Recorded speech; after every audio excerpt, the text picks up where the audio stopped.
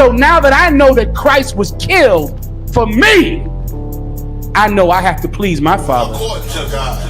That's the underlying point of John 3:16. That God killed his favorite for me. For me. They like to talk For a lot. me. They like to claim leadership. They like to claim this and that.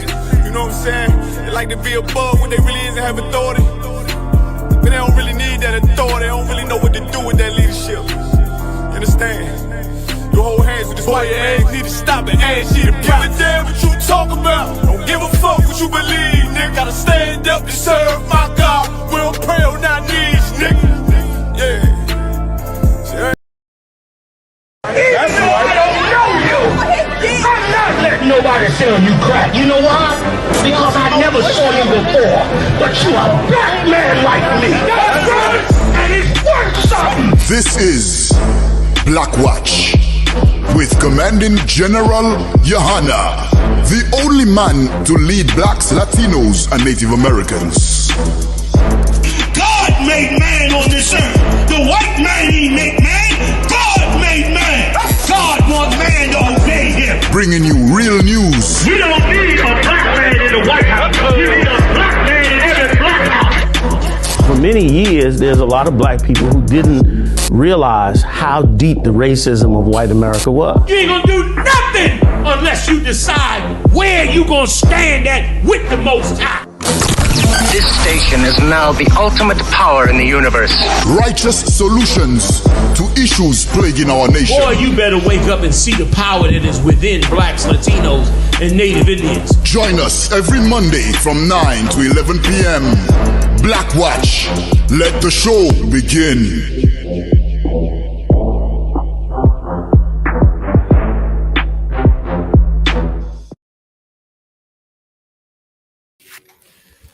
All right, let's clap it up.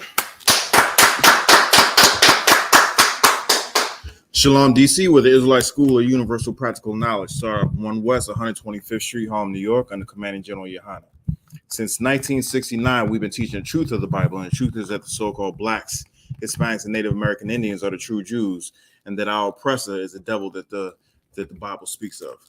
What we're going to get into tonight is exactly that, how much of a devil that our oppressor is. They are supposed to they took an oath to protect to uphold the Constitution, defend the Constitution, and protect and serve its citizens. But we're about to learn that they do not do that. What they do is hunt and terrorize the so-called blacks, Hispanics, and Native American Indians, and they let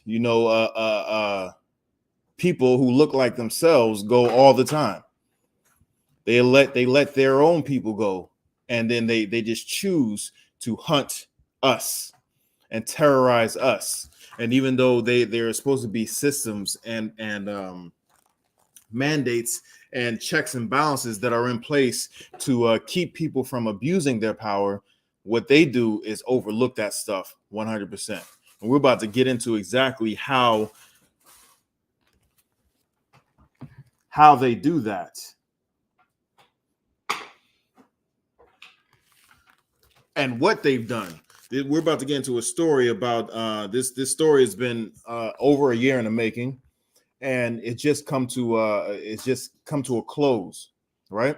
And there's a story about a man who was a military vet who was out in Minneapolis, Minnesota, who was protesting, who was joining protests of the George Floyd killing, right? And something happened. Something happened with the police that caused him to defend himself lawfully and legally. He was under his constitutional right to defend himself against terrorists. That, matter of fact, that's exactly what the oath of the military do. When they enlist, everybody says an oath to protect the citizens of the United States against terrorists, both foreign and domestic. Right now in the black community, as we've seen in Buffalo, New York, our oppressor is a terrorist. As we've seen throughout our time here. Shalom, look right, sir. as we've seen throughout our time here in this stinking country, that our oppressor has always been our terrorists. The people who were supposed to, well, no, they were never supposed to take care of us. Never. Only thing they've done was oppress us, brutalize us. You know what I'm saying? And this story that I'm about to bring out right here is proof that they've been doing to us. What's that? All right, okay. Do you have a charger? Oh no, the battery's not the problem. I wasn't able to open up what you sent me, so I restarted the phone. Okay. All right. Okay. Let me know when you get back up and what we're gonna move on. And if you need anything, there's some stuff right over here that you probably can utilize. But our press is the goddamn devil the Bible speaks of. And we're gonna get exactly into that. And like I was saying, the brother who was you good? You good? All right. The brother who was in Minneapolis, he was actually out. He was actually out to join in the protests, right? Let me give you the background to the general background. He was out. It was they had a curfew during this time, and the police were supposed to go around telling people, get your hind parts in the house, go home. You're not supposed to be out during this time. But that's not what was going on. What was going on, and as a matter of fact, let me get this story up here as well, because we're gonna start from the end and then work our way to the beginning, right? We're gonna see what the cops put into their reports, and then we're gonna see the victim Jaleel Stallings had to say and what he put in his report, right? And then we're going to see the video of what actually happened, and then we're going to see who's telling the truth and who's lying, right? So that's what we're going to do. So we're going to start with get me the story. Let me see, which one did I give you first? Hold on one second.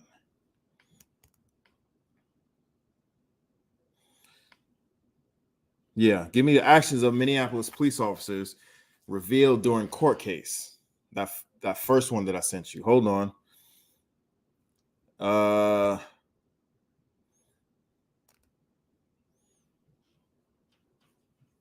Yeah, just let's start from the beginning, but we're going to drop down and then we're going to go back up. All right. So hold on. Let me see where you're going to drop down. All right. I see that.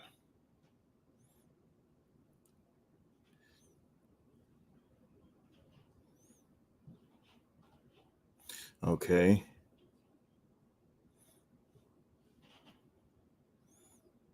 All right. Okay. Start from the top, if you could, Baba Bashar. Come.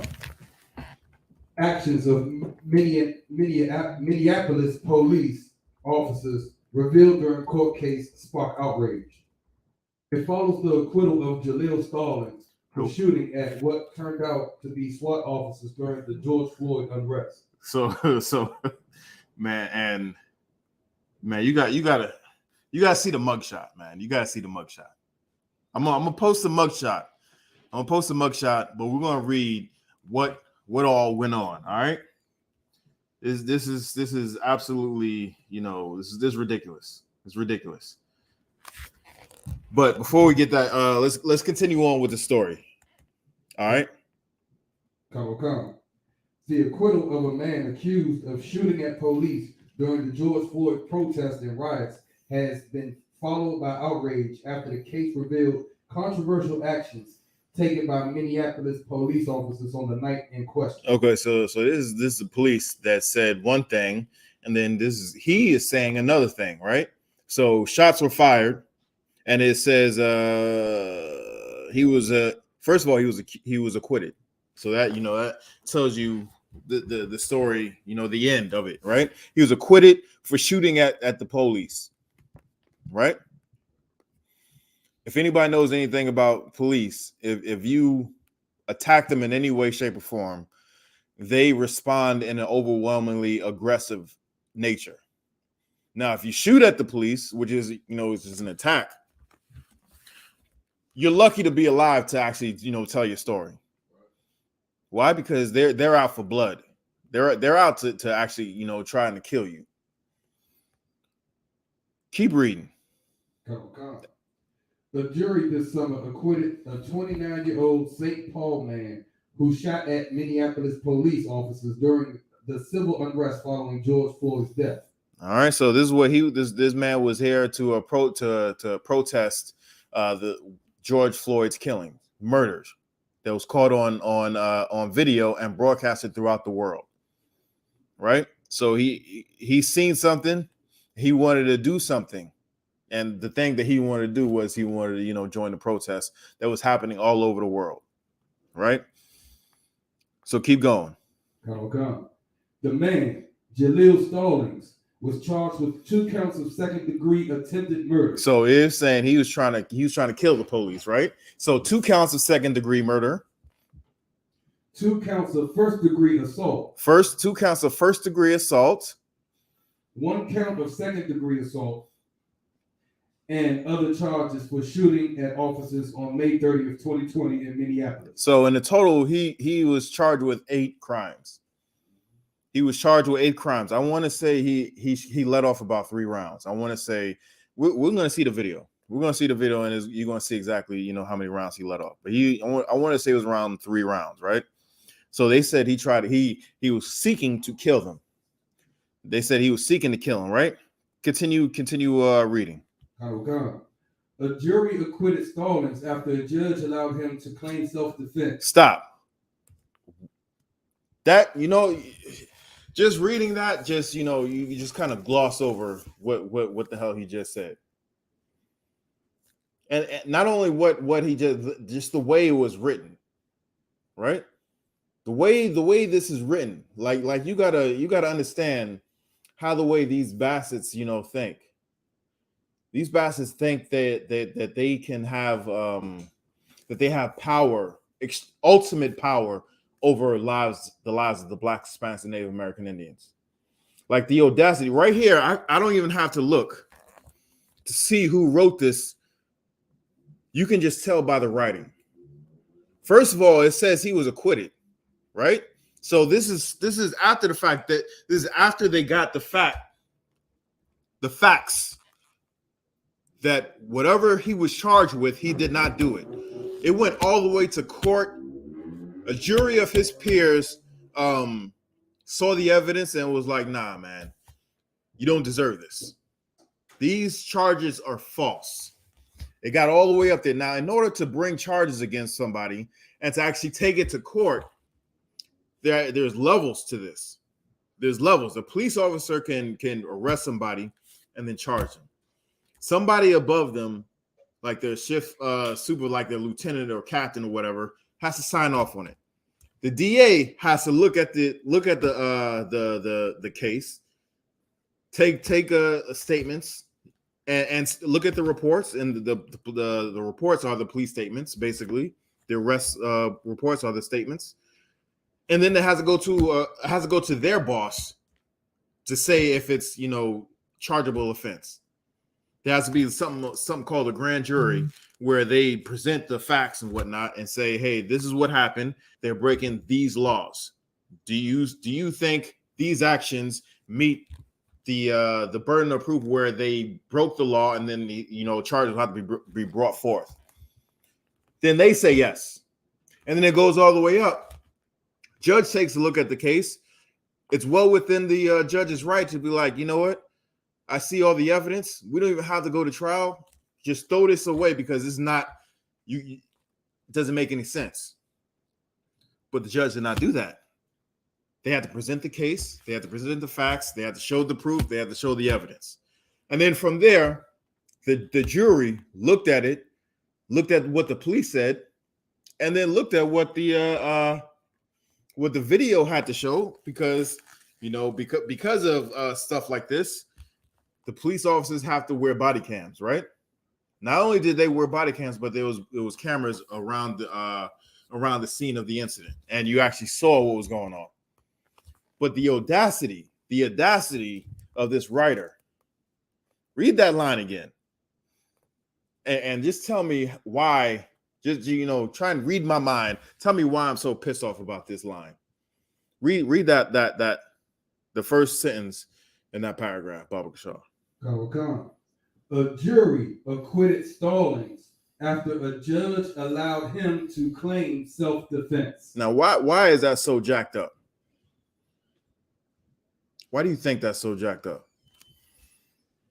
Because the judge gave him permission to say that he was defending himself. Exactly. Who in the hell are you to give me permission to enter a claim? I'm defending myself. Who in the hell are you to say you're allowing me to enter a plea of self-defense? Are you serious? You're allowing me to do that?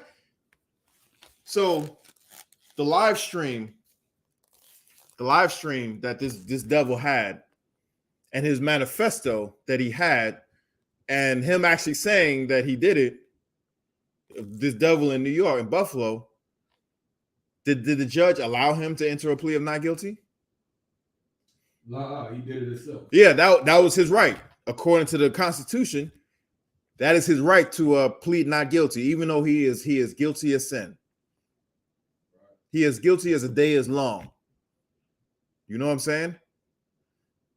The judge did not allow him to plead not guilty. He pleaded not guilty.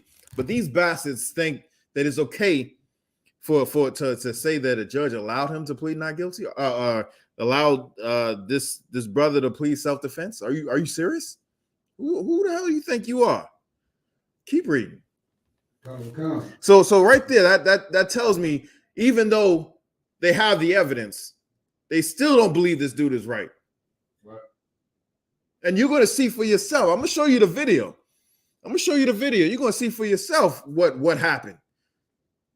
And we're going to read the report of what the police said, and then we're going to read what this brother had to say. Keep going. Come. Stallings, who was protesting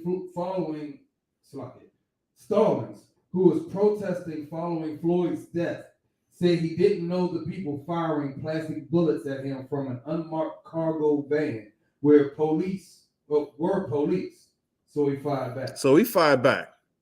He just knows someone is shooting at him, so he pulled out his gun and he shot back. What's wrong with that? Nothing. Self-defense. Someone is shooting at him. You understand? He doesn't know who is shooting at him. Someone is shooting at him, so he returned fire. He was trained to do this very thing. He broke no laws. Keep going.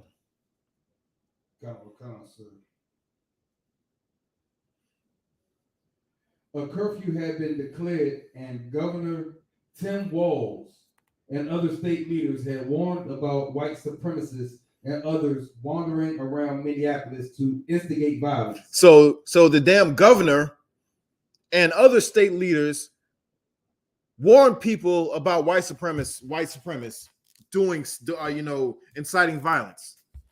Shooting at someone is inciting violence. So after the damn governor of the state that he's in is issuing warnings about, such behavior, and then he sees an unmarked white van roll around the corner and start shooting at him, what the hell does he think is happening? He thinks that these white supremacists are attacking him, when in reality, this is exactly who the governor was talking about. These white supremacist groups were on the Minneapolis police force. And when I say the Minneapolis police force, these were SWAT members. These were the elite of the police force. They undergo specialized training to do the things that they do. You know what I'm saying? They know what they're doing and how to do the things that they do. Keep reading. Come. And Stallings was aware of this, which is why he armed himself. He is legally permitted to carry, Court documents explain. Right. So he knew all this was going down, right? So he carried. He was legal in the fact that he was carrying. He wasn't carrying an illegal weapon. He wasn't carrying it illegally as well.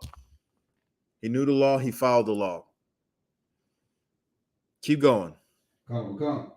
But the case has come under subsequent scrutiny after the Minnesota Reformer reported on Wednesday about how the criminal complaint against Stallings tells a significantly different story than what has been revealed in court documents and transcripts of police body camera footage. So there's conflicting stories. Stallings is saying one thing, and the pump police are saying another, which goes to show you that they knew they were wrong. One, they knew if they were right, they didn't have to say anything. You know, they didn't have to lie. There was no need to lie if you're right. If they were sitting in their squad car and they were taking shots fired, and then they returned fire, and then they killed whoever was doing it, or caught the person whoever was doing it, they didn't have to lie and say, say something false. They could just say, "Hey, this is what happened. We were there. We were minding our business, doing our job, sitting at the light, and then someone shot at us." That's what they would say if that was the truth, right?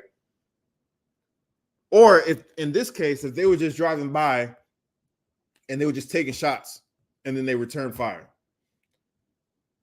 That's the truth. That's all you need. That's all you need. There would be no need to lie. But they knew they did something, illegal. They knew they did something wrong. So they covered themselves up, which goes to show you that it's systemic. Why? Because all this goes up. Everybody knew they had body cams on. If I'm the supervisor of the people who was and by the way, the supervisor, there was a person, the man in charge who was high ranking, was actually in the van.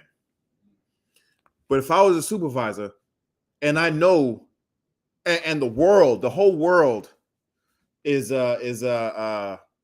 in protest over an action that's similar to this, and they say one thing, and I look at the footage, and it's a totally different thing. Like, nah, man, nah. This is the reason why we got here. You need to stop doing it. Own up to this. Own up to it. But they didn't do that. Let's read one more paragraph. Go. The footage obtained by Stallings' attorney, Eric Rice, and published by the Reformer, shows the MPD SWAT team members tried to hide their identity as they patrolled the streets during the unrest. So what they were supposed to be doing was enforcing the curfew. That's what they were supposed to be doing while they were out here. They were supposed to be enforcing the curfew. So why are you riding around in an unmarked vehicle when you're supposed to be telling people, "Hey, go inside"? You're breaking the curfew. Why are you hiding? Because they were hunting, sir. I'm glad you said that. I'm glad you said that. The reason why I'm glad you said that because some of this is going to come out in the video. Keep going. Come. Didn't warn people before they fired less lethal rounds at them. Hold on, read it from the top one more time, Baba Shaw. Come. The footage obtained by Stallings' attorney Eric Rice and published by the Reformer shows the MPD SWAT team. Members. That's the elite. That's the elite in the police department. Specialized units. Keep going. Special weapons and tactics, sir. Exactly. SWAT team members tried to hide their identity and they patrolled the streets during the unrest.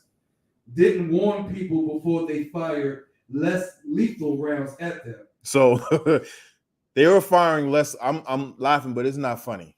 Honestly, it's not funny because I'm about to show you what this less lethal round is. Less lethal round is a rubber bullet. You would think, all right, you see the size of a bullet. A bullet is about that big, right? Bullet's about that big. With the casing, maybe that big. But But this less lethal round is rubber. And what they're going to tell you, and what you're going to see in the video, is that it's 40 millimeters. 40. You know how big 40 millimeters is? 40 millimeters is about. It's about this big. This is about 40 millimeters, right? About that. Like a Red Bull can. Yeah, exactly. So they loaded it up. If anybody's ever seen a movie where like one of them old Rambo movies where they're shooting blah blah blah blah blah, and then they put something in on the bottom and there's like a grenade. Exactly. That little cylinder on the bottom of that rifle, that is about 40 millimeters. And you're about to see the video of how they're loading and and firing, and you hear it. Poof. Exactly. You're going to hear it. It's about just about this size, the round, less lethal, and they're firing it from a moving vehicle. They're performing drive-bys. They are performing drive-bys, shooting at people without announcing who they are or telling them to go home. They just rolling up on somebody with the door open. This is like a sliding door with the door open and letting off. And then when they see what the hell's going on, then they say, go home. Go home. Ride by, see some more people. Poof. Shoot at them. And then tell them to go home. Like, are you serious? This is terrorism. It's terrorism. Where are you? Give false and misleading statements. All right, go ahead. Come. Gave false and misleading statements about what happened and changed their stories when they were presented with other evidence. And changed their stories. Okay, go down to after the mugshot. No, hold on. Wait. No.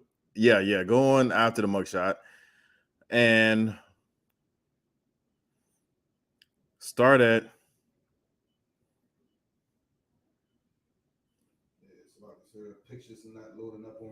All right. So you're gonna hold on.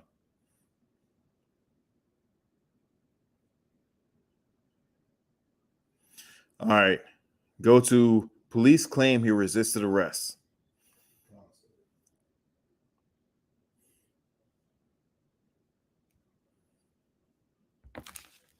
Counselor. Police claim he resisted arrest, and Stallings suffered a fractured eye socket in the beating that followed, the reformer said. So they say they claimed he resisted arrest. This is a report that the police are bringing in, right? Now keep reading. This is the report that the police are saying. This is what the police are saying. So first they say that he's resisting arrest. Keep reading. The criminal complaint, which offered a different account of what happened, said Stallings ran toward the van and crouched down to pick something up. Okay. With officers thinking it was going to be a rock or something, he throw at them. They fired a round at him. Stallings then fired 3 to 4 shots, narrowly missing the officers before he quickly ran away. And police began searching for him in the Hennepin County Attorney's Office, said in a news release. All right, keep going. Come. Officers were able to locate Stallings and after a struggle, handcuffed him. Keep going. The release said, adding, none of the officers nor Stallings were injured. None of the officers or Stallings were injured. Now I'm going to show you the mugshot. I'm going to show you the mugshot, and this brother, I know why his demeanor is the way his demeanor is in the mugshot.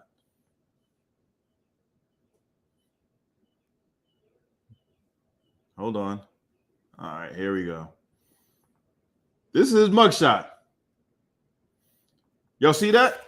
Look at his face. Look at his face. Bruises on his face.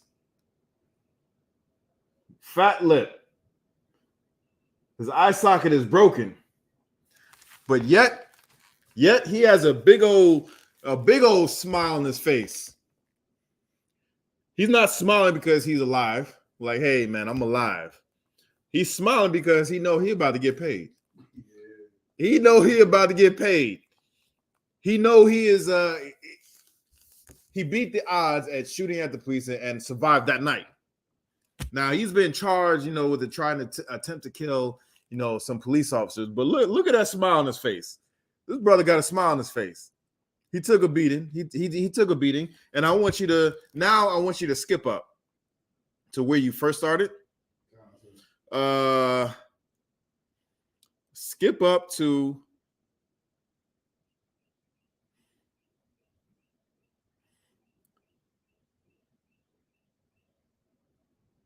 now.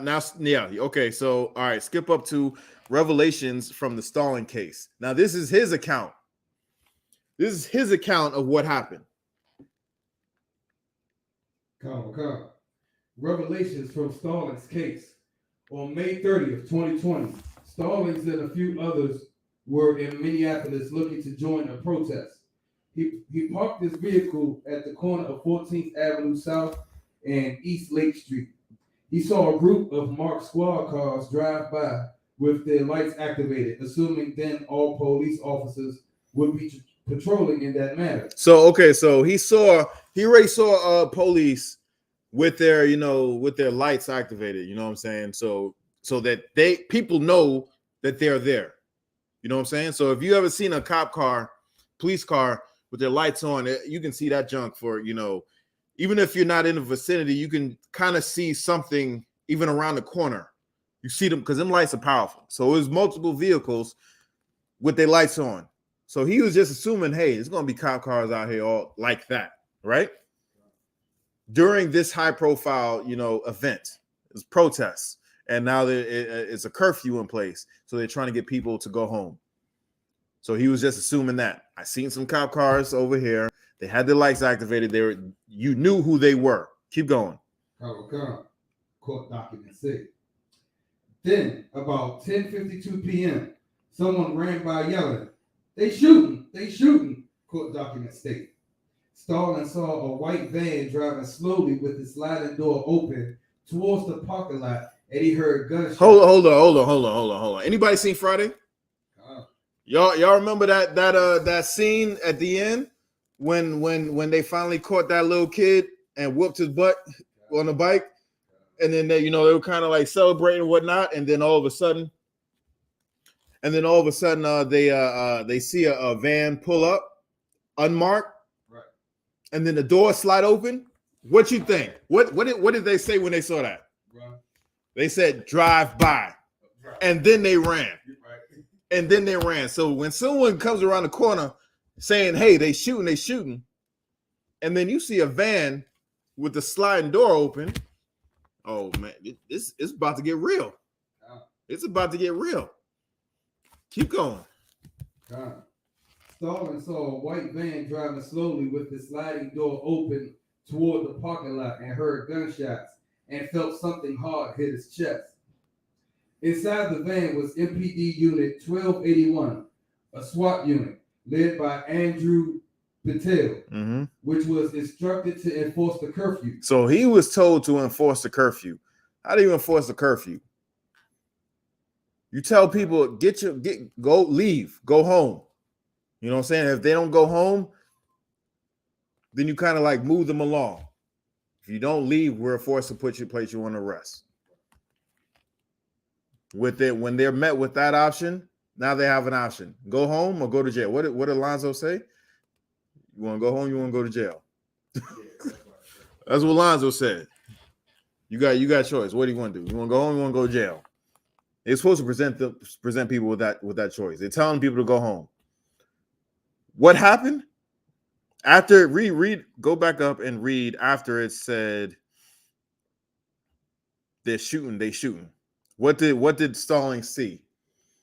Stalin saw a white van driving slowly with the sliding door open towards the parking lot, and he heard gunshots and felt something hard hit his chest. So the first thing he heard after their shooting was he heard gunshots, and then he felt something in his chest. Right. Anybody hear anybody say anything about go home? This is the police. You are breaking the curfew. Is that in the report here? Nah, none of that is in the report. Now go back down to where you read the next paragraph. Patel had directed officers to fire at Stallings, and without warning or announcement, 2 officers fired at Stallings. Without warning or announcement. So they didn't warn anybody, and they didn't announce they were going to shoot. They didn't announce that. So they shot at him first. Keep going. Sloppy, sir. They didn't announce that they were police. They announced nothing. Keep going. 2 officers fired at Stallings. 1 round hit him in the chest. The other hit his pickup truck, court documents explain. In response, Stallings fired his pistol towards the front of the van, hoping to scare off whoever was shooting at him, court documents say. Mm-hmm. The SWAT team fired. So he returned fire. Shots were fired at him. He returned fire. How is that attempted murder? It's not. How is that attempted a second? How is that second degree assault? It's not. But according to the police, that's what they did. That's what he did. Keep going. The SWAT team fired another round, hitting Stallings' truck, and jumped out of the van yelling, "Shots fired." That's when Stallings realized they were police and dropped his gun and laid on the ground. All right, so the first words he heard coming from that van was what? Shots fired. And they said shots fired because he fired, but he was returning fire. Right. How come the first words he heard from them was shots fired? And then that's when he knew that they were police. Why? Because they didn't want to identify themselves. They wanted to go on the hunt. They wanted to terrorize, the people who were protesting the murder of George Floyd at the hands of the police. They wanted to go unnoticed. That was their whole goal and their whole agenda. That was their plan. And then once he heard that, what did he do? That's when Stallings realized they were police and dropped his gun and laid on the ground. He dropped his gun and laid on the ground. That way, if they try and shoot him and try and kill him, they hitting him on the side. You know what I'm saying? If he's laying on the ground, gun is away from him. He's laying on the ground, and they shoot at him. The forensics will be able to tell the direction and how the bullets entered. And if he was laying on the ground, how could all the bullet wounds, if they were going to shoot him and execute him, why would all the rounds come in at a downward angle like that? You know what I'm saying? So he already knew, like, hey, I've given up. I know who you are. I've given up my arms, and don't kill me. That's basically what he said, right? So how did he go from that to how his face looked with the mugshot? The police said no one was hurt. Police said no one was hurt. Let's continue on with what this brother had to go through. His body cam footage of the incident. The reformer. We're gonna see the video. We're gonna see the video in a hot second. Officers then kicked. What? Officers then kicked. Plural, right? Plural. So he dropped his gun and laid on the ground. We're gonna see how far away they were to him, because he was in the parking lot. They were driving on the street. So he saw what was happening. He dropped his gun, laid on the ground. Then when they got to him, what? Read that one more time. Officers then kicked, kneed, and punched him in the face and head, court documents say. During the beating, another officer handcuffed him and sat him up. Right? So during the beating, Another officer handcuffed him and sat him up. You would think that, hey, man, that's it. That's it. All right, you got him. Right? He's subdued. Even though he already given up, they're pissed off that he fired. He shot at them. Why? Because we the goddamn police. You ain't supposed to shoot at us. You know what I'm saying? We're here to protect and serve you, right? Wrong. They're out here doing drive-by shootings. They're out here doing drive-bys, literally. Drive-bys. Just shooting at random people. Keep going. Come. Then another officer kicked him in the ribs while the officer who handcuffed him hit him in the head. So not only was he unarmed, he was literally defenseless because his hands were cuffed behind his back. Literally defenseless. Keep going. Come. Listen to this. Listen to this. Listen to this part. One officer beating Stallings had to be told by his superior to stop. So they were beating him so bad, one of his superiors like, man, hey, all right, that's enough. That's enough. But keep going. Come. And then later said he beat Stallings so badly his hands and feet hurt. His hands and feet hurt. That's how bad he beat him. How you gonna beat somebody so bad that your feet hurt? And they ain't wearing no flip-flops. They wearing combat boots. How you gonna beat somebody so bad that your feet hurt through your combat boots? Now you realize why this brother's smiling? In his mugshot, he know he about to get paid. He know he about to get paid. Read one more line, Baba Kashar. Come. Police claimed he resisted arrest, and Stallings suffered a fractured eye socket in the beating that followed. He suffered a fractured eye socket. He resisted arrest. Now you know what? Let's go to the video. I got the video right here. Let's go to the video and see.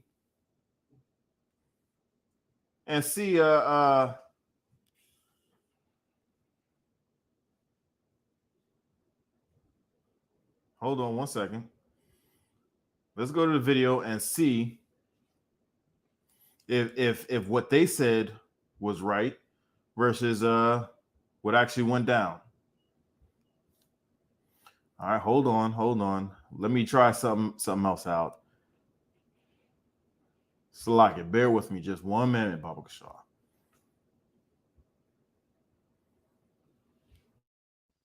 Let's see if this works.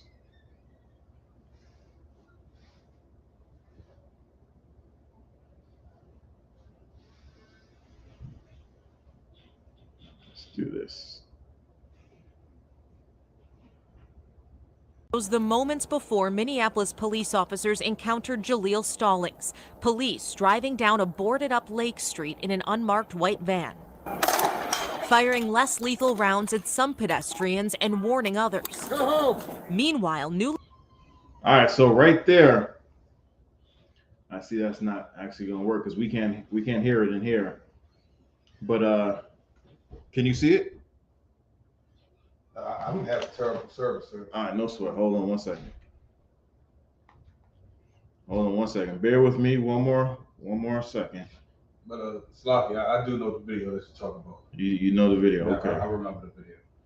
All right, Most High in Christ. You know the video, okay. All right. Most High in Christ. There's going to be a little feedback or a little echo. Let's start from here again. Body camera video shows the moments before Minneapolis police officers encountered Jaleel Stallings, police driving down a boarded-up Lake Street in an unmarked white van, firing less lethal rounds at some pedestrians and warning others. Meanwhile, newly released surveillance video shows Stallings and others in a nearby parking lot. You'll see someone run along Lake Street, and that person is shouting, "They're shooting, they're shooting." In the van,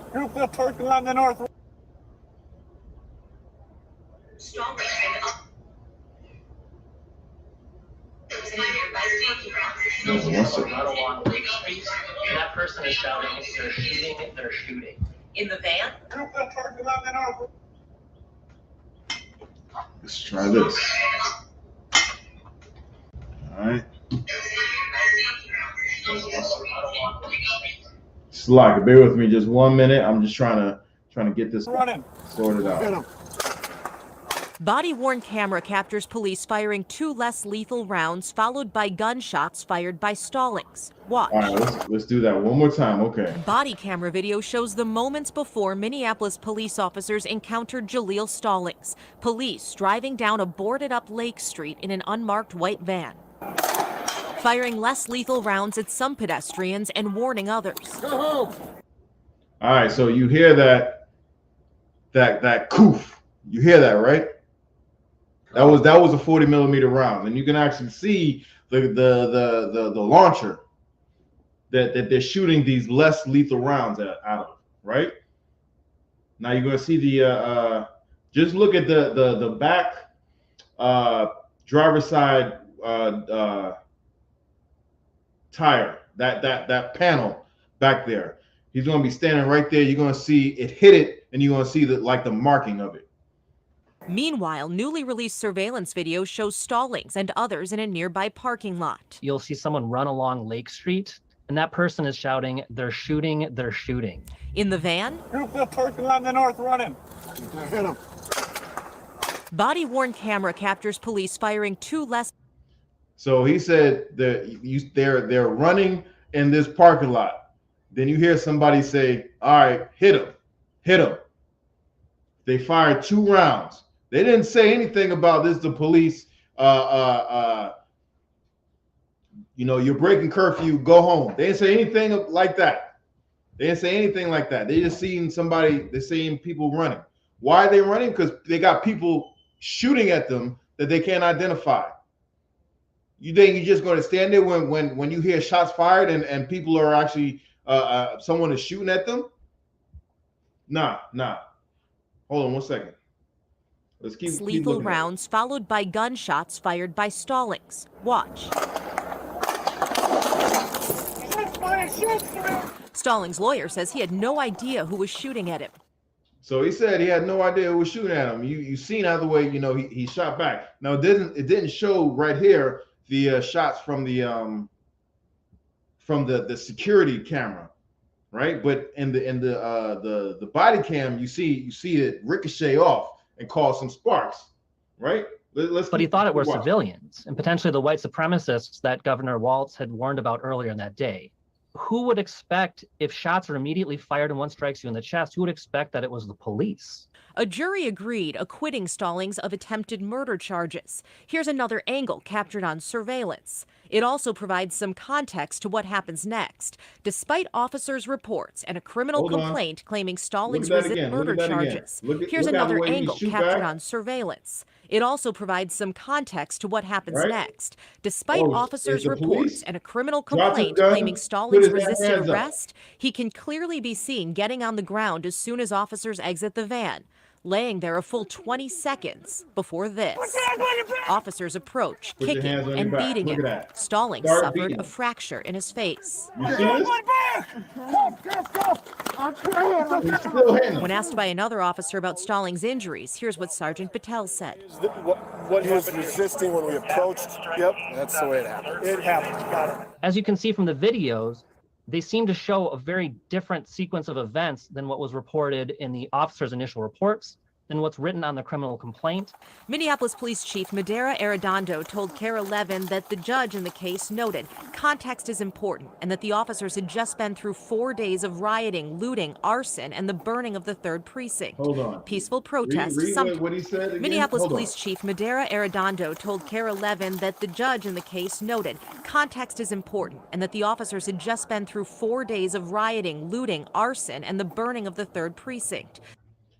So they were under a tremendous amount of stress. And this is what, this is the cause of what happened, right? This is what the police chief and the had told the judge of the case, and they had to take that into consideration, even though the police chief has seen this footage.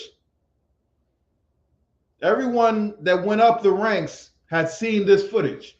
They kept it from his attorneys for a while, and then they got the once they actually got the footage, that's when they changed their stories. But let's you had something? Yeah, Conser, if I'm not mistaken, that parking lot is adjacent to his apartment complex. So in all actuality, he would not be breaking curfew because he's on private property. They had no reason to shoot that man. Well, they shouldn't have shot him in the first place. They were just doing drive-bys. Right. They shouldn't have been doing that in the first place.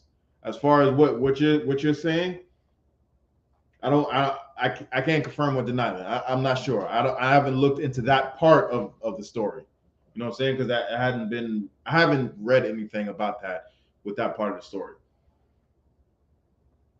But this is what the police chief said. You know, you have to take into consideration their mind frame, right? I could take in consideration their state of mind as far as how they're feeling in the last 4 days. Well, how about in the last 29 years, how the way we're feeling? Hey, this brother was feeling about being black in America, about seeing another black man being killed by the police, and the police didn't do anything except keep the people back who were trying to get the dude from stop killing the brother. How about that? How about the state of mind? How the way we learned how the way we were lynched by the authorities, the quote unquote authorities, or people who just didn't like the cut of our jib or that whistled at a white woman, and then the young man got disappeared for a few days, and came up, you know, beaten, lynched, hung, stabbed, and shot.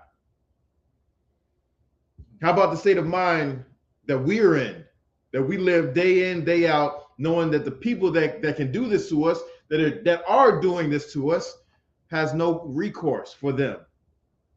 How about our state of mind? But when the brother saw that it was the police, he dropped his gun. There was no need for them to come up there and punt. That's what they did. They came up there and punted his head, kicked him so hard that their feet hurt through the goddamn through their boots. Let's continue on with this video. Just for peaceful protest sometimes quickly escalated to violence.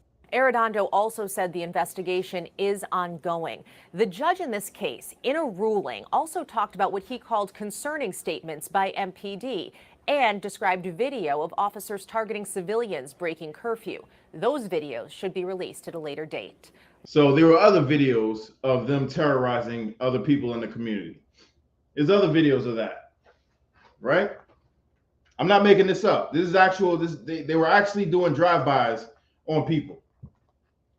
The police were actually doing drive-bys on people,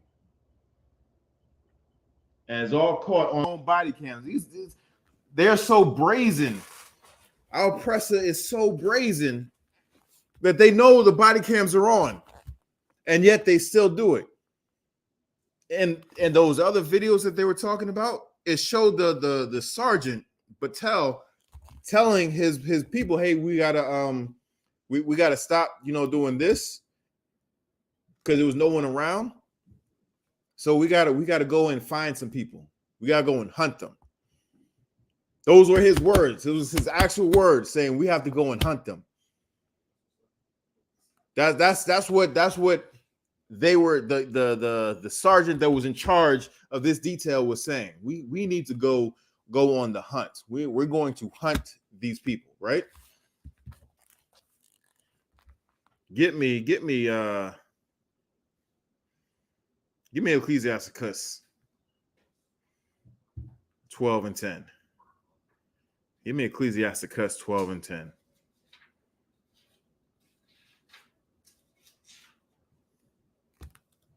Come. Ecclesiasticus in the Apocrypha, chapter 12, verse 10. Never trust thine enemy. Never what? Never trust thine enemy. Never. The Most High is telling us. It's telling us for our own good, our own safety, to never trust our enemies. Who is our enemies? The people who claim to be, you know, the ones that are supposed to protect and serve us. Those we need to this scripture is particularly for them and every other Edomite and every other nation that is not the so-called blacks, Hispanics, and Native American Indians. Most High is telling us to say that again. Never trust thine enemies. Never trust your enemies. Why? Because even when we give up and we say, all right, take me into custody and we'll settle this in court because I'm going to lose this battle out here on the street. We'll settle this in court. That's why the brother was smiling in the in his mugshot. We'll settle this in court. No sweat. Take me into custody. Keep going. Come. For like as iron rusted. Just like iron it will rust. Doesn't matter the quality of iron. If it's bad quality, it'll rust, straight away without real, water getting on it. It'll just rust from the, the moisture in the air. And then there's other higher quality rust, iron, like your Joe Biden's, you know what I'm saying? And your Kamala Harris's. Those iron, it takes a little time for it to rust. But nonetheless, it will rust. It will absolutely rust every single time. There is not a one single time where you put some rust out in some water that it will not rust. Some iron out in the water, it will not rust. That's exactly how the way our oppressor is. That's exactly how the way every other nation is to us. All the time. It will happen. Just give it some time and it'll show that there are some liars, right? It'll show how wicked they are. Keep going. Come. So is his wickedness. So is his wickedness. Keep going. Come. Verse 11. Though he humble himself and go crouching, yet take good heed and beware of him. So just like he comes and say, you're not black if you don't vote for me. I'm gonna put some money into your community, or I'm gonna do this and that. Nah, he's going humbly, talking smooth, and he has his words as smooth as butter and whatnot. And he goes crouching. Beware, because just when you think you need him, just when you think you need this oppressor, he's going to spend what was like $30 billion, something like that, $30 billion to give to Ukraine. How much assistance did he give to Buffalo, New York? How much assistance? Right back door. It's right next door, a few hours away from here.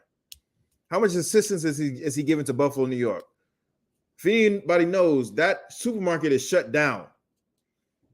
That supermarket was a big deal because there was no supermarket. And what did Commander Yahanna call it? It was a food desert. That area was a food desert. That was a supermarket that was sorely needed in that community. Least you can do is open us up another supermarket. That's the very least you can do. That supermarket is shut down, but yet you sending $30 billion across over to Ukraine. Not only are you sending money, you sending resources and the military over there. Even when Putin threatened you, you still did it. What about the people who build your stinking country, put you in office, put you in power? What about us? Keep your eye out for these dirty, rotten devils, right? Keep going. Come. And thou shalt be unto him as if thou hadst wiped a looking glass.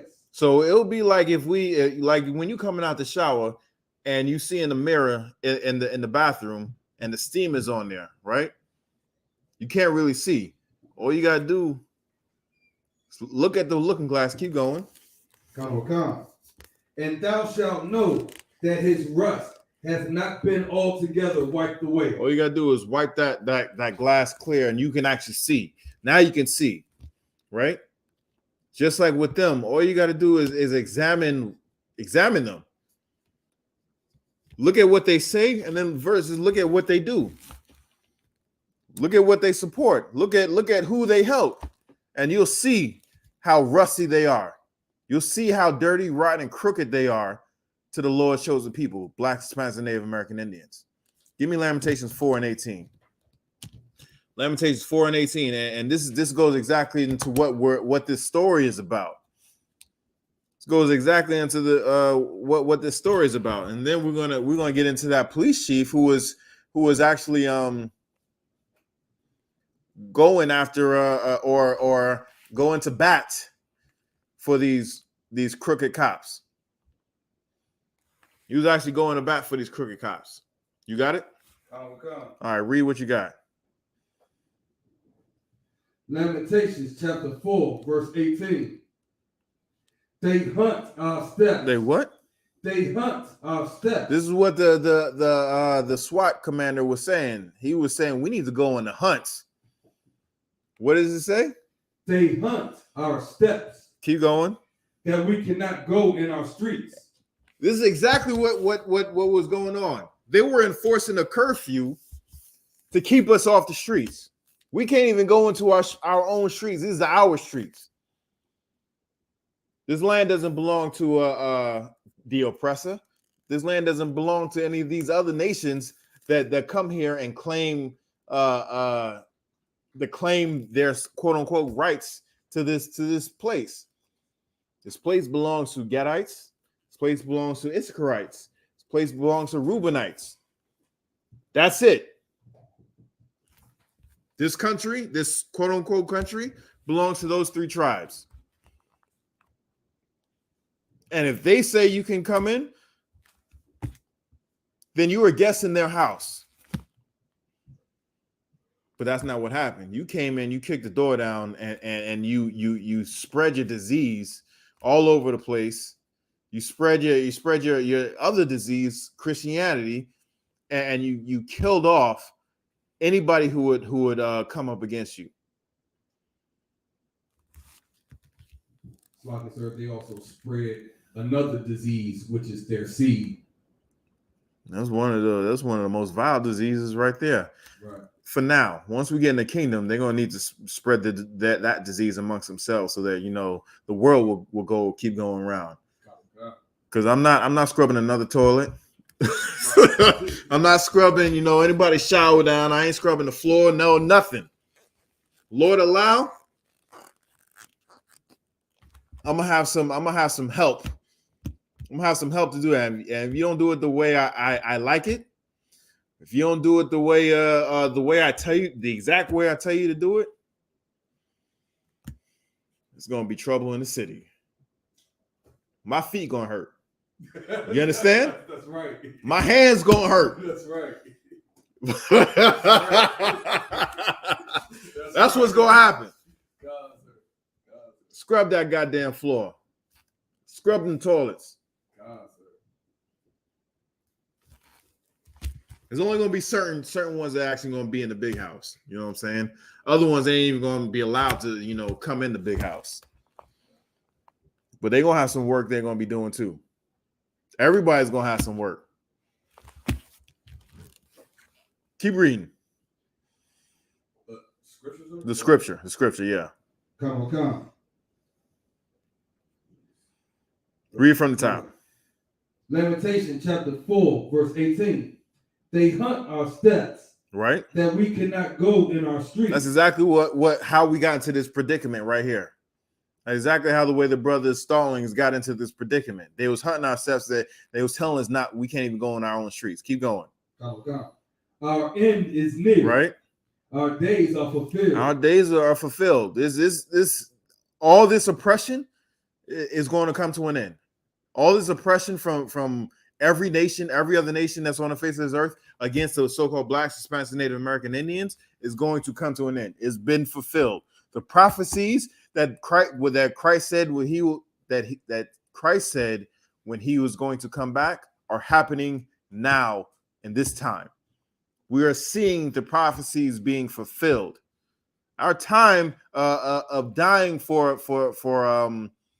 our cause is at an end. Our time for dying is at an end. Is being fulfilled. Keep going, Baba Kashar. Counselor Slocky, after this, can I give a precept? Yeah. All right, Counselor. For our end is come. For our end is come. Right? All right, let's what's your precept? Well, actually, it's a question I'm asking you. Is this precept good for this verse that we just finished? 2nd Ezra, chapter 6, verse 9. Get it.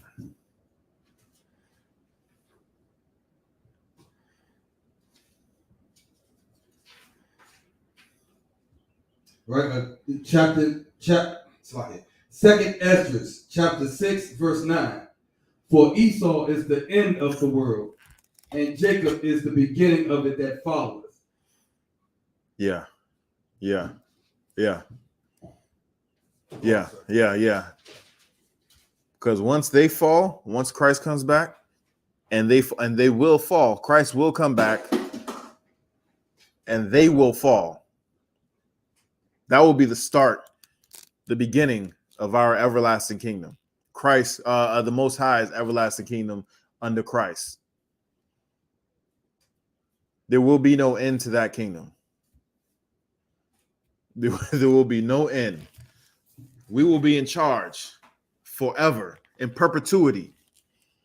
Every kingdom, every nation that's on this earth will bow, will be subjected, just like every other kingdom is bowing to America. The world uses as a currency, as a world global currency, the U.S. dollar.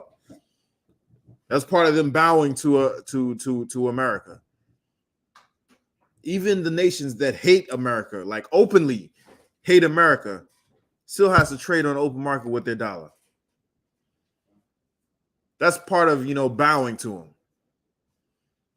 Just like that, every nation will bow to Christ, the Most High in Christ. Every nation will bring tribute to Most High in Christ. Every nation will do exactly what an Israelite in power would say. Do you understand? Drop that. Get me the second article. City of Minneapolis. Come. So y'all seen the video. Y'all heard the different reports from Stallings and then from the police. Now they acquitted Stallings for quote unquote what do they call for attempted murder and assault. They acquitted him. Why? Because it wasn't true. It simply was not true. You got it? Come. Now that they've seen the truth, the real truth, this is what happened. This is the aftermath. Come. City of Minneapolis, Jaleel Stallings reached $1.5 million settlement. Although a settlement was made, the city will not admit fault or take any responsibility for the incident as part of the agreement with Stallings. So these bastards, like, I ain't guilty.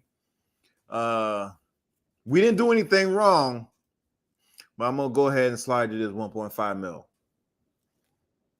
You serious? You serious? Now you understand why this brother was smiling? This brother was smiling at this brother was smiling in his mugshot after he got his butt whooped. For what? Defending himself? That's exactly what he was doing. He was defending himself.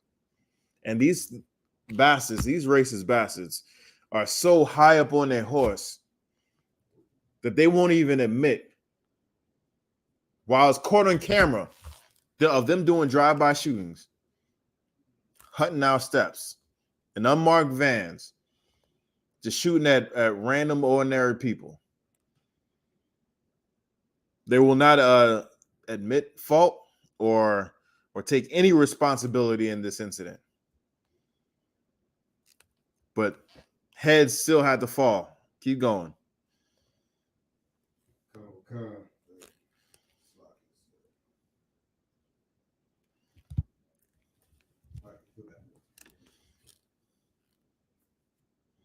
The city of Minneapolis has agreed to pay $1.5 million to Jaleel Stallings, a St. Paul veteran who sued the city after being acquitted of 8 felony charges when he shot in self-defense. Shot in self-defense. After he shot in self-defense, they put 8 charges on him. 8 felony charges. Keep going. When he shot in self-defense at Minneapolis police officers during the George Floyd protests. The settlement covers costs and attorney's fees, according to court documents. Though the city will not admit fault or take any responsibility for the incident as part of the agreement with Stallings. So they're not even gonna admit that they were wrong. Keep going. The city council will have to approve the final settlement. Stallings was. Wait, hold on. Read that part again. The city council will have to approve the final settlement. So even though the jury says that they must do this, the city council has to approve it. If the jury and the judge says you're guilty of speeding, well, if you're guilty of a crime, and you must do a year and a half in the state penitentiary, does a city council or some other entity say approve this? Like, I don't think that's right. So, we'll think about it and then we'll get back to you. Nah, they're gonna take you into custody and put you in a state penitentiary for the time set. So why in the hell does the city have to approve any of this when the legal system says that, hey, this is what you did, this is what we judged. You asked us to judge this matter.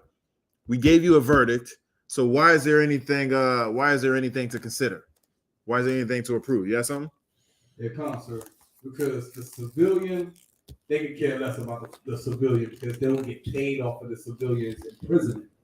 But with the so-called legal system is only out to protect the corporations of the American government.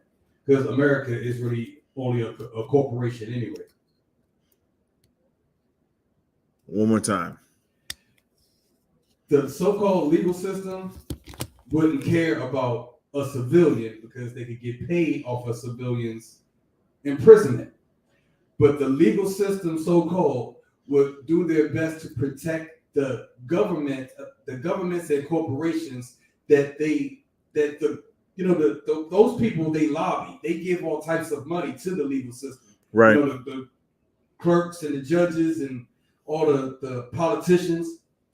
Those people, they are out to do the best, have the best interest of the people that are funding them. Right. So they will find any type of way to get out of spending any type of money because the legal system is really not for the people. It's for the government. It's for the corporations of this America. It's to keep this filthy, dirty whore of a beast running. So would they actually want to part ways with the money to feed the beast in order to right or wrong? No, they don't. They do not want to do that. Why? Because this society is nothing but a incestuous beast. You know what I'm saying? It's disgusting and vile. Like, why is there anything to consider? Why is that even a stage? Why is that even a stage? When is direct police misconduct shown in video? Just imagine 15 years ago when we didn't have, we had some resemblance of cameras, so we had some resemblance of cameras, but it wasn't as widespread as it is now. There's even just 15, 20 years ago when Black and Hispanic people, when Black and brown people, us, were saying we're being mistreated by the police. Everybody thought that we were crazy Everybody thought that we were paranoid. Everybody thought that we were just lying, disgusting, drug-infested, people. But when we actually showed, we have to actually show you proof. And even then, when we're showing you proof of these videos of cops being, cops misconduct and police brutality, not only the oppressor cops, this also goes for our people, because what happened with Freddie Gray was mostly our people. So you get swallowed up in this beast, you're going to turn your back on your people just to feed the beast. When we actually show you this, it's like, oh, well, there's something that you've done to provoke them. There's something that you should have been in that position. Man, I'm going home. Someone accused me of something that was not true. Someone accused me of handing a false $20 bill. And now you're here, for the cops are here, and now I got to die over a false claim of a fake $20 bill. Even if that $20 bill was fake, should I die in the streets like that? Does the ends justify the means? Even if that bill was fake, let's just say it was fake, which it wasn't. Should George Floyd have died like that? No, sir.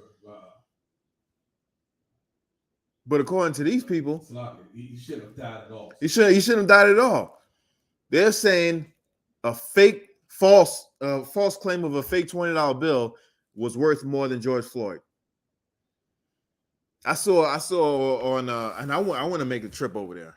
This one time I actually want to go to the land of Ham. I saw a video where they it was a what was it? The gate of no return. I want to say that was the name of the place where we were put. We were gathered, and we were put on slave ships to come over to the New World, where they had like different objects and things, and the cost of slaves at this port of no return. That was called. This particular place, they had an umbrella was worth 40 slaves. If you wanted this umbrella, you would have to trade 40 slaves. If you wanted a bottle, you know what I'm saying, a glass bottle. If you wanted a bottle, that was 10 slaves. 10 of our lives. That's how much it costs. If you wanted a cannon, it was 100 slaves. And they had all these different objects that was traded in terms of our lives. If one umbrella costs, and there's a lot of pundits out there. There's a lot of people who claim that we're making up this number when we say 99 million people were killed during the transatlantic slave trade, and 77 million Native American brothers and sisters were killed once the oppressor came over here. They're saying that number is made up and exaggerated. How can you explain an umbrella being worth 40 people? Because you have an abundance of them. Scripture says that there is no number to us. There is no number to us. So if they're selling and they're saying it was only the ultra rich people who were able to have slaves, how can they take one umbrella, a goddamn umbrella? Even back in the 1600s, an umbrella wasn't the pinnacle of society. You know what I'm saying? 40 people, 40 lives, 40 slaves. A bottle, one bottle worth 10 slaves. That was when our numbers. I mean, our numbers are still great. That was when our numbers were even still then they didn't look at us as as anything. It took 40 of us to equal out to a damn umbrella. That's how much they were trading us for. I wanted to get in a little bit on So long story short, The city of Minneapolis awarded Jaleel Stallings $1.5 million.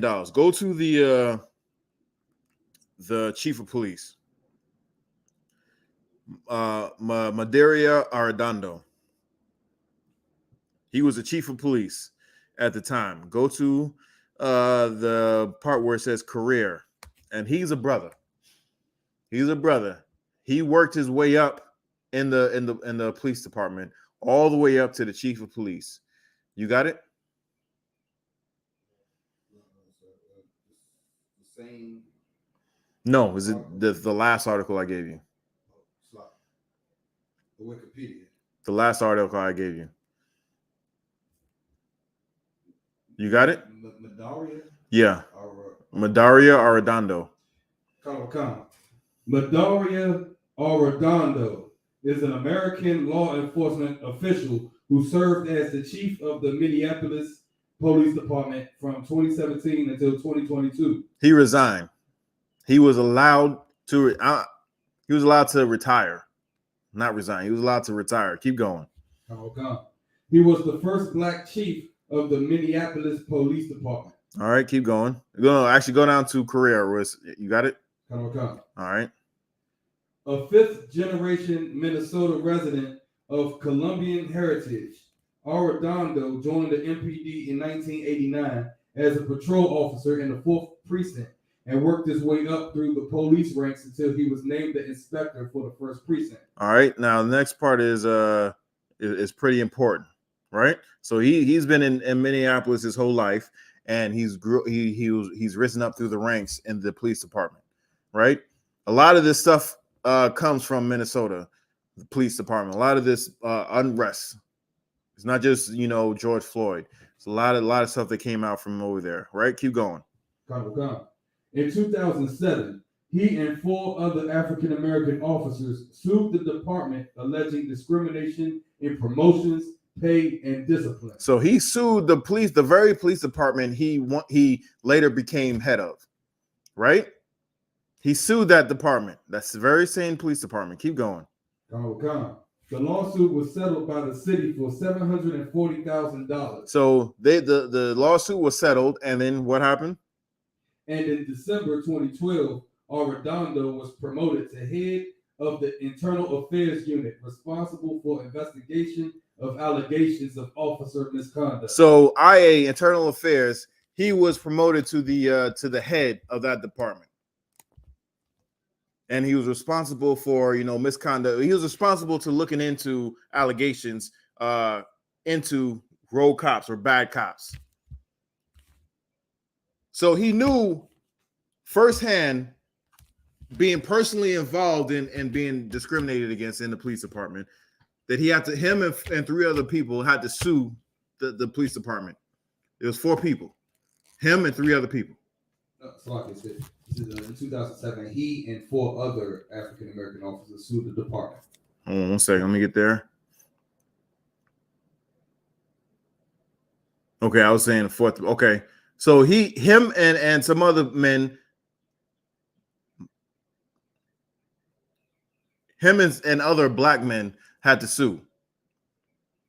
So he knew firsthand how what all goes on in the police department.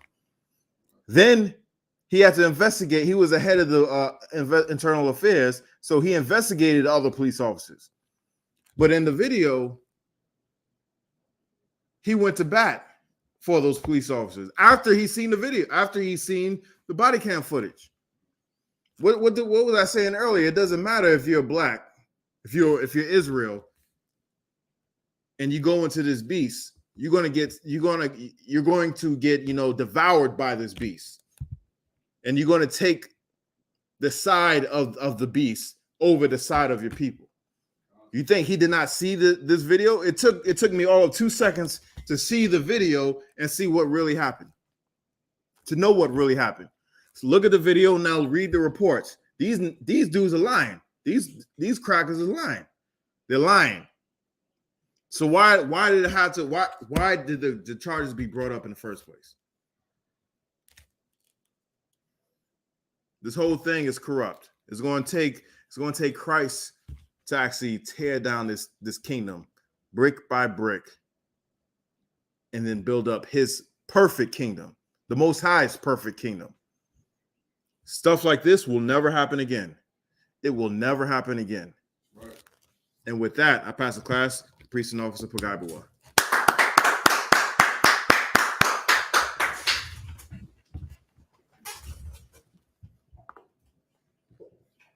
I.S.U.P.K. security announcements.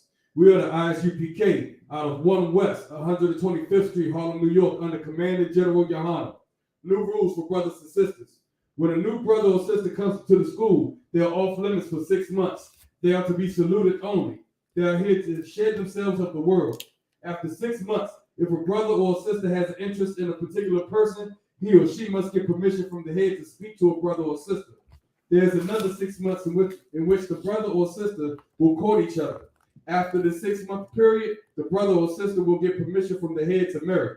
Tithes, which is a commandment. You can find this in Numbers chapter 18, verse 21, and Malachi chapter 3, verses 8 through 10. It means 10 in Hebrew, and it's pronounced ma'ashara.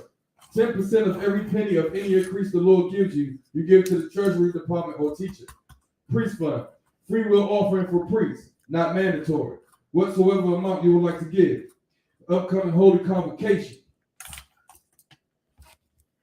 The Feast of First Fruits. It starts after the Sabbath of unleavened bread.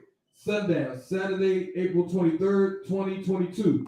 Count 50 days and celebrate the 50th day. Sunday, June 12th, 2022. And start before sundown. You can find this in the book of Leviticus, chapter 23, verses 10 through 22. Remind Akim and Akwafian to check on social media such as ISUPK.com, Facebook, Twitter, YouTube, and so on for ISUPK events and materials. If a brother wants to be a trooper in the school, he used to start wearing all black, which includes black boots, black shirt, black pants, black headband, or scarf. One second. I would like to also add General Muhammad will be in the building June 2nd. He will be holding class Thursday, June 2nd. He'll be holding class right here in Washington, D.C.